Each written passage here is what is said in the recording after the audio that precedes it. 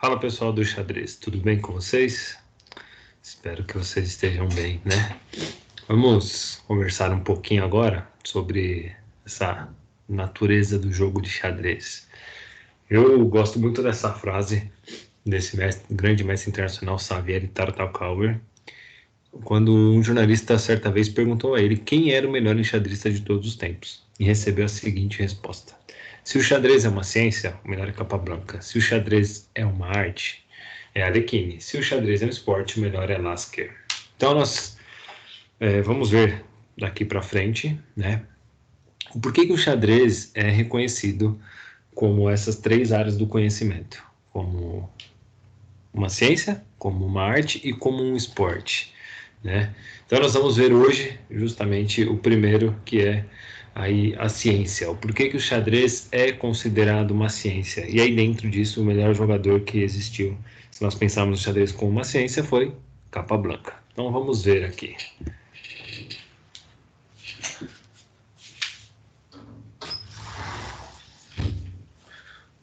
O xadrez é uma ciência? Olha só a pergunta aí. Para alguns fica muito duvidoso, né? Poxa, mas professor, como assim o xadrez é uma ciência? Então vamos ver. Uma definição possível de ciência é um conjunto organizado de conhecimentos relativos a um determinado objeto, especialmente os obtidos mediante a observação, a experiência dos fatos e um método próprio. Então, essa definição de ciência está no livro de Ferreira, de 1986, na página 404. Pensando nessa definição de ciência, vamos agora examinar o xadrez, tendo por base essa definição. Então, vamos ver o xadrez sendo definido como uma ciência através dessa definição de ciência. Um conjunto organizado de movimentos, a primeira parte que aparece dentro daquela definição. Durante os 1500 anos que o xadrez é praticado, incontáveis partidas já foram registradas, gerando um conhecimento especializado sobre o jogo. Através de um sistema de registro próprio, este corpo de conhecimento foi organizado e sistematizado de forma a facilitar seu estudo e transmissão. Então, hoje em dia, existem milhares e milhares de partidas que já foram jogadas, milhões de partidas que foram jogadas e registradas, né? Sem contar as partidas que são jogadas e não ficam registradas. Então, nós temos livros, nós temos programas de computador, temos programas na internet, como, por exemplo, o Lichess, que nós temos a todas as nossas partidas que nós jogamos, todas as partidas que eu como professor, vocês como alunos jogaram, essas partidas estão disponíveis para você acessar e analisar ela de novo e ver onde que você errou e ver qual movimento que você poderia ter feito melhor. Então, assim, é um conjunto organizado de conhecimentos. O xadrez, ele tem essa organização de conhecimentos, tá? Isso gerou a produção de uma grande quantidade de livros de xadrez escritos no mundo, sendo uma das áreas de conhecimento que mais se escreveu. Assim, o conhecimento do xadrez está organizado e é acessível ao estudo em áreas como abertura, meio-jogo, final, tática, estratégia. Então, existem milhões de livros de xadrez espalhados pelo mundo. Só para vocês terem uma ideia, existem mais livros sobre xadrez do que se juntar todos os esportes no mundo.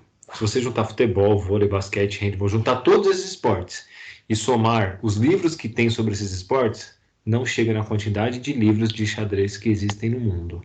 Isso, que aqui ele só está dando alguns exemplos, né, de alguns temas do livro de xadrez. Abertura, meio jogo, final, tática, estratégia. Existem livros de xadrez com outros assuntos também, tá? Mas o xadrez, como diz ali, é a área do conhecimento que mais tem livros escritos no mundo. E tem mais do que qualquer outra modalidade esportiva, para vocês verem o quanto o xadrez é estudado. E por ser muito estudado, óbvio que ele tem uma ideia de ciência, que é o que nós estamos vendo, e estamos vendo nessa parte que é um conjunto organizado de conhecimentos, ok? Vamos para a segunda parte agora. Obtidos mediante observação e experiência dos fatos. À medida que o xadrez foi ganhando maturidade, percebeu-se que a explicação para a vitória ou fracasso em uma partida deveria ser procurada não na idiosincrasia do jogador, mas nas características objetivas da partida. Agora, detalhe, o que é uma idiosincrasia? Será que vocês sabem?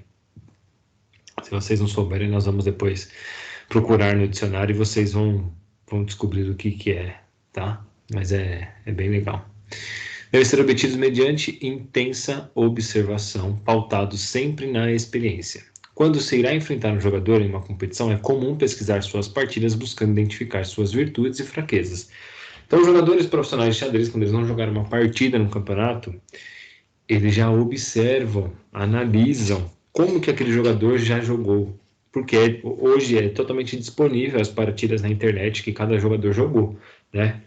Então, você olha e você fala, poxa, o jogador fulano de tal joga dessa forma, ele tem um jogo mais agressivo, ele joga mais com os cavalos, ele joga mais com os bispos, ele procura fazer a abertura italiana. Você já tem uma noção de como que aquele jogador joga, né? Mediante o quê? A observação e a experiência dos fatos, que isso é uma definição da ciência. Então, por isso que o xadrez é considerado uma ciência, porque existe a observação e a experiência dos fatos no xadrez, né? Para o terceiro, né, dentro da definição da ciência, é um método próprio. Os dados gerados pelas partidas foram então ordenados e classificados, surgindo assim a teoria dos finais, a teoria do meio-jogo e a teoria das aberturas, cada qual com suas ideias e conceitos mais amplos, mas também dotadas de sutilezas e peculiaridades. Esse conjunto de ferramentas conceituais que se usa tanto para jogar quanto para investigar o xadrez configuram seu método próprio, ou, dito de outro modo, a teoria do xadrez. Então, olha só, uma ciência ela tem aquela nossa primeira parte, que eu vou mostrar aqui, ó, um conjunto organizado de conhecimentos, tem observação e experiência dos fatos e um método próprio. Essa é uma definição de ciência. E o xadrez tem essas três coisas. O xadrez tem um método próprio de estudo, um método próprio, uma teoria própria do xadrez, uma forma de estudar o xadrez com essas ferramentas conceituais, né? E existem as suas peculiaridades. Suas peculiaridades significa que existem as suas coisas particulares, coisas que só podem ser estudadas e visualizadas no xadrez, né? Então, assim, é uma ciência. O xadrez, de fato, é uma ciência. Pensando nessa definição que nós vimos, o xadrez tem todos os elementos para ser uma ciência, né? Por isso que se comprova que o xadrez é uma ciência. É importante ressaltar que na busca por encontrar o melhor lance, a base lógica e conceitual do xadrez proporciona ao enxadrista um exercício contínuo de observação, reflexão, análise e síntese, passos utilizados pela metodologia do trabalho científico. Então, quando alguém for fazer um trabalho científico com relação a qualquer assunto, ele vai seguir esses passos. Um exercício contínuo de observação, então você tem que estar sempre observando, uma reflexão, uma análise, uma síntese. Então, eu vou fazer um trabalho científico sobre os raios, sobre os trovões. Você tem que observar, você tem que refletir, você tem que analisar e fazer uma síntese em cima disso. E no xadrez isso acontece. Você observa a partida do seu adversário, você reflete em cima das jogadas que ele está fazendo, você faz uma análise e você tem uma síntese disso. Então, o xadrez ele precisa dessa base lógica e conceitual, tá? É importante ter esse conhecimento de que o xadrez não é simplesmente um jogo, simplesmente movimentar as peças. Envolve muitas outras coisas. O enxadrista deve visualizar as principais posições que derivarão de cada movimento seu. Então, eu fiz a jogada lá, eu tenho que pensar, poxa, depois dessa jogada eu posso fazer tal jogada, eu já tenho que ter uma noção das próximas jogadas. Eu não posso mexer o peão por mexer, eu vou mexer o peão aqui e pronto, acabou. Não sei por quê, deu vontade de mexer ele, eu mexi. Não é assim que funciona, né? Eu tenho que visualizar as principais posições que vão derivar depois daquele movimento que eu fiz. Tá? E refletir se a posição resultante é vantajosa para ele ou para o adversário. Então você tem que refletir, né, antes de qualquer coisa, se aquela posição realmente é válida, se realmente valeu a pena, se vai te trazer uma vantagem ou se vai dar vantagem para o adversário. Se der vantagem para o adversário, não é uma boa jogada. Tá? Como cada plano deve ser feito sem que se toque nas peças, a abstração resultante dessa atividade leva o praticante a adquirir o hábito de organizar o seu pensamento. Então você não pode. No xadrez nós temos a regra. Peça tocada, peça jogada. Então você não pode tocar uma peça lá e imaginar, se eu colocar aqui, o que eu vou fazer e tal. Não, você tem que pensar antes. Então você olha, observa e o que eu vou fazer. É claro que atualmente estamos jogando online, né? E no online você tem a opção de clicar na peça e a peça vai te mostrar quais as opções que ela te dá. Mas você vai saber só daquele movimento, você não sabe na sequência. Você tem que realmente organizar o seu pensamento para as próximas jogadas, para os próximos movimentos. E assim funciona na nossa vida. Imagina vocês quando vão contar alguma coisa para os pais de vocês. Ou quer pedir alguma coisa. Ah, eu quero pedir alguma coisa tal, você bola uma estratégia para ver como que você vai falar para o seu pai, para sua mãe, para poder ter o sim dela ou dele, né? Você monta uma estratégia, se eu falar desse jeito, ele vai dizer não. Então, deixa eu pensar primeiro, eu vou fazer tal coisa. Ou então, eu vou fazer o seguinte, eu vou fazer um agrado para ele primeiro, depois que eu fizer o agrado, eu vou lá e peço, porque eu sei que ele vai dizer que não. Então, você está o quê? Você está organizando o seu pensamento e montando uma estratégia para poder pedir alguma coisa para o seu pai ou para sua mãe. E no xadrez você usa isso. Você faz o movimento, você fala, bom, se eu colocar essa peça aqui, ele pode vir aqui me capturar, ele pode defender ali a jogada, então o que eu vou fazer? Então, é importante que cada plano seja feito sem que toque nas peças, para que você possa organizar o seu pensamento e criar um hábito com relação a isso. E você vai levar isso para a vida, não só para um jogo de xadrez, tá?